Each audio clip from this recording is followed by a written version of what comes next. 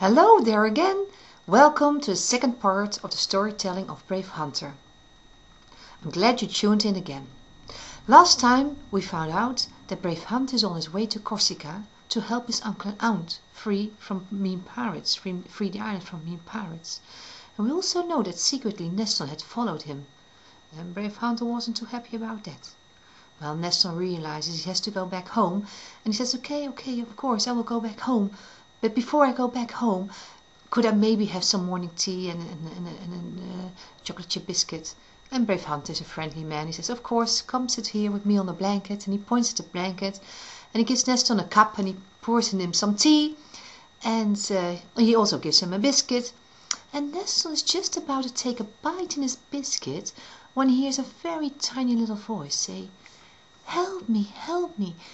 And Nestor looks around him, but he can't really see anything. And he says, did you hear that, Brave Hunter?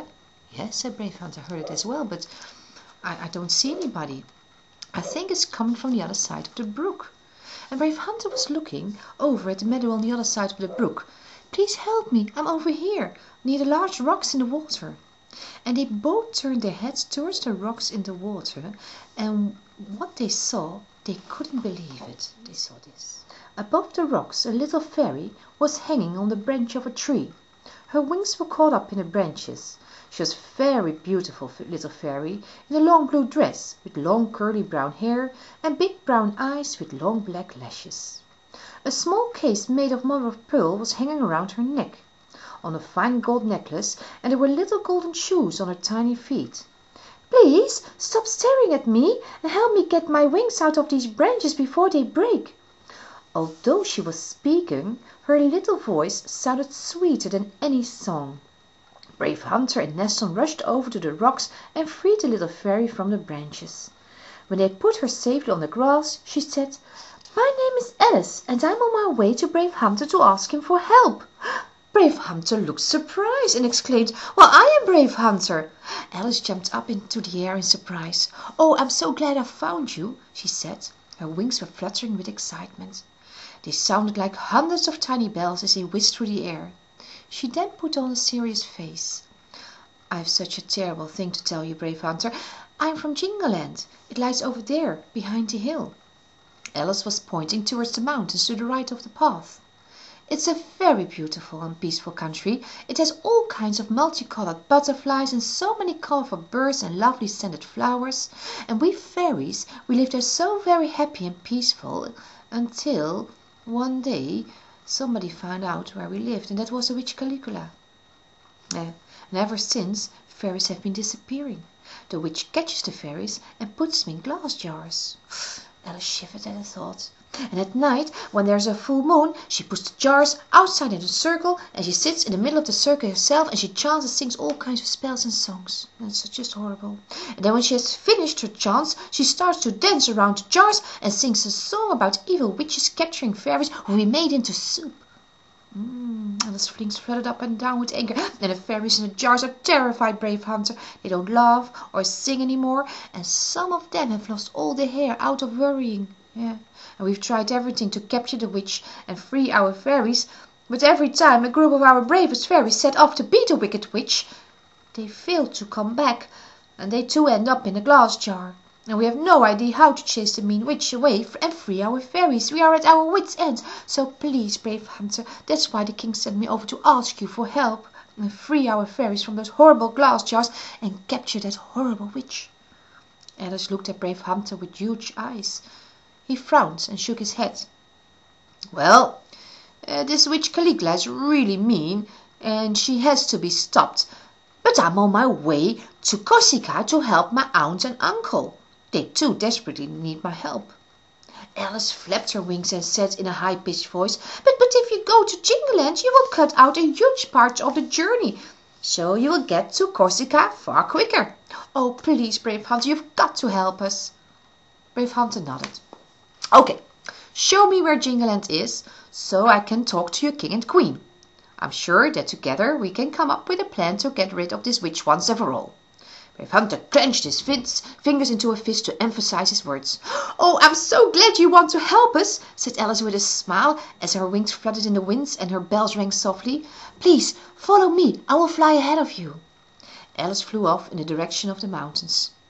"Come on, Neston, get the horses. We're going to Jingle-Land with Alice." Brave Hunter gestured to Neston, who quickly walked over to the horses. "Wow! This trip becomes more and more exciting by the minute," mused Neston. "And in all the excitement, Brave Hunter has forgotten all about sending me back home. Eh? And first we have pirates, and then we see a fairy, and now there are witches as well. Oh, so..." Neston was very glad that Brave Hunter forgot all about sending him back home, so he quickly followed Brave Hunter before he changed his mind. And he led the horses towards the mountains. Well, after walking for a couple of hours, about 2 hours, they reached the top of the mountain. Alice was standing in front of them just as they reached the summit. "First I have to sprinkle you with Jingle-Land powder to make you the same size as the fairies, otherwise you can't even see Jingle-Land." She took the case of mother of pearls from her neck and unscrewed the lid. She unscrewed the lid, took it off, shook a little bit of the magic powder out of the case, and she put it in the palm of her hand, and she flew towards Brave Hunter. She blew the powder into his hair, and Brave Hunter started to shrink immediately. "Oh," he said, "Alice, you're getting bigger and bigger, and Neston, you too." "Ha ha," said Alice, but not for very long, and she flew towards Neston, and she blew a bit of the magic powder into Neston's hair, and he too started to shrink immediately, and she also treated the horses with it magic powder. "So," she said, "you are a bit bigger than us fairies, but small enough to enter Jingle-Land." Alice gestured to them to walk to the very top of the mountain. Open-mouthed, Brave Hunter and Neston stared at the valley below them. The view from the mountain top was magnificent. It was the loveliest valley they had ever seen. It was a lush green valley with little rippling streams and waterfalls. The whole field was covered with a variety of flowers in so many different colors, and the air was filled with their scent. There were many colorful butterflies fluttering from flower to flower. Flocks of brightly colored birds were flying around in the blue sky. Horses, foals, and ponies gamboled cheerfully in the meadow, while cows and sheep grazed peacefully. Brave Hunter and Neston stared at the landscape, speechless. "It is beautiful," Neston finally whispered. Alice laughed, made a bow, and said, "In the name of our King and Queen, I bid you a warm welcome to Jingle-Land, the land of fairies, dwarfs, dreams, and fairy tales." Alice fluttered around and somersaulted in the air, then started to sing, accompanied by tinkling bells. "We are the fairies of Jingle-Land, where joy and laughter go hand in hand. We love to flutter around all day. Come join us now as we play." Suddenly Brave Hunter and Neston started to laugh. They laughed so hard they were rolling on the ground. "Oh, what a funny sight! I haven't laughed this much in years," howled Brave Hunter as he rubbed the tears from his eyes. And Neston lay on the ground holding his tummy as he roared with laughter. "What a show! And those funny bells on top of it all! Oh, I just can't stop laughing."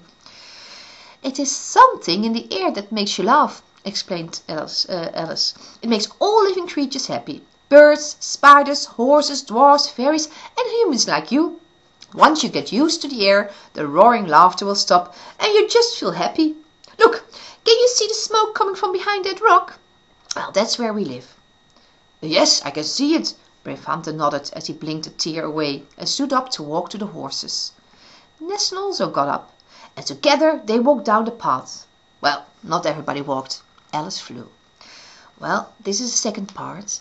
I hope you enjoy it. I'm looking forward to seeing you next time. Bye bye!